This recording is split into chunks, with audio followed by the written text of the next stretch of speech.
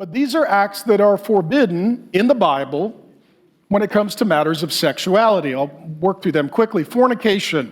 This is sex before marriage. For all of you who are single, this is you. This is dating, relating, and fornicating. This is called Old Town. Old Town is the Greek word for fornication. It's the world that we live in. Hey, you knew this was going to happen. Don't get so sour so quick. We've only got a few hours together, and make the most of it. Now, fornication is what I was doing with Grace when we started dating. I was fornicating. I was sleeping with someone I was not married to. Okay, it's a sin. And if you're here and you're dating, and you're sleeping together or you're living together, you're fornicating. So what we're going to do, we're just going to give you a minute to break up, and then I'll look at the next one. Oh, seriously, you got a minute. This doesn't take long. All right, now that we got that cleaned up. Number 2 is adultery. Adultery is where you're married, but you're sleeping with someone else. True or false, that's a problem. It's a problem, okay? God forbids it. Well, what if we have an open marriage, and what if we agree, and what if we're swingers? You're still adulterers. You're just adulterers that are co-conspirators. Number 3, polygamy. This is where you're with more than one person. Okay? And this is where the trend is going regarding bisexuality. Well, if I love a man and I love a woman, why can't we be polygamous? This would also include polyandry, which is one woman with multiple men. Historically, there's no civilization that demonstrates that because men would kill each other. That's just how it works. Everything I say is offensive and true. Number 4, rape. Okay, and rape is forcibly imposing yourself upon another human being. It's an act of aggression. It's an act of oppression. Rape. Incest. This is with a close family member. This is growing in prevalence. Even whole genres of pornography are now promoting this. Homosexuality, which we will deal with in detail in just a moment. That's 2 people who are of the same sex and should be of the same gender. This includes bestiality, human being and an animal life having some sort of sexual connection or contact is forbidden according to the Bible. This would include prostitution, where you are paying someone for sexual services.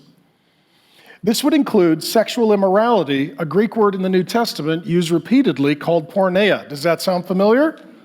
We get our word pornography or pornographic from it. It's an open category of sexual sin that can include a number of other sexual sins. So this would include pornography and also your thought life. Jesus said that we don't just commit adultery with our hands, we also commit adultery with our heart. Okay? And if you're reading the list up until this point, you're like, I haven't done that, haven't done that, haven't done that, haven't done that. Let's just say we've all done 9. Can we just be honest? This is where Job 31:1, he says, I made a covenant with my eyes not to look upon people lustfully. Looking with your eyes lustfully, that constitutes porneia. It may not be necessarily even what you do with your hands. It's what you do with your eyes and what you do with your heart. And this also includes pagan sexual activity. Oftentimes, when there is pagan religion and spirituality, there is also pagan sexual activity. So in Exodus 32, they worship the golden calf, and they have lots of sexual relations together. It talks about, in the New Testament, there are temples where people go, and part of the worship act is sex.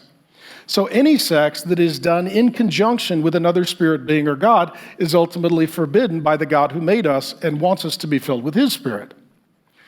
My simple point in sharing this list before we get into the specifics of Romans chapter 1, we're all guilty, just in different ways. We're all guilty, just in different ways. And what I want us to say is that we all need a Savior and that we all are a sinner. And as we look at particular sexual acts and misconduct and disobedience and rebellion, I want us not to use the Bible first and foremost as binoculars to see what all the other people have done wrong, but first as a mirror to consider what we have done wrong. Before we judge others, we should judge ourselves. Before we examine others, we should examine ourselves. And so within this, I would tell you that based upon this list, just like the rest of you, I'm guilty.